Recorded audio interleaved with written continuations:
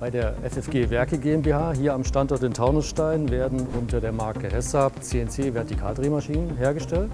Diese sind breit anwendbar für verschiedenste Industriebereiche, wie zum Beispiel Automotive, Nutzfahrzeuge, Schienenfahrzeuge, Windkraft, also ist im Prinzip keine Grenzen gesetzt.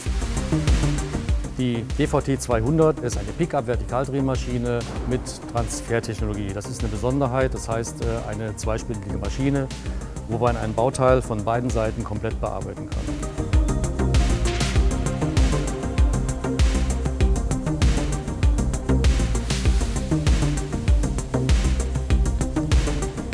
Ich benötige auch kein Wendesystem zwischen den einzelnen Operationen, da die Teile direkt von Spindel zu Spindel übergeben werden.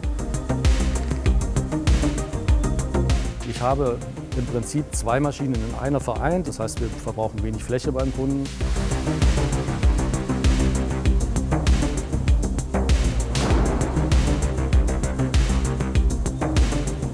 Mit einer normalen Drehmaschine, da reißt man heute keinen mehr vom Hocker. Die Maschinen, die müssen einiges können.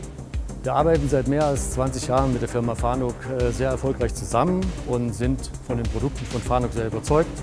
Wir haben hier mit der Firma Fanuc auf eine leistungsstarke CNC gesetzt, die sich nicht nur aufs Drehen beschränkt, sondern mit der wir auch bohren, fräsen, Gewinde schneiden und Schleifen abdecken können.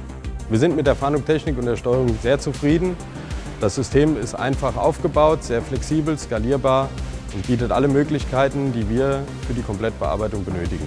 Fanuc bietet uns immer die Möglichkeit, die steigenden Kundenanforderungen bezüglich der Funktionalität der Maschine gemeinsam zu lösen. Wir sind sehr zufrieden mit der Zusammenarbeit mit Fanuc in der Abwicklung dieses Projektes. Wir haben die Aufgabenstellung gemeinsam gemeistert. Somit konnten wir das Projekt erfolgreich abschließen.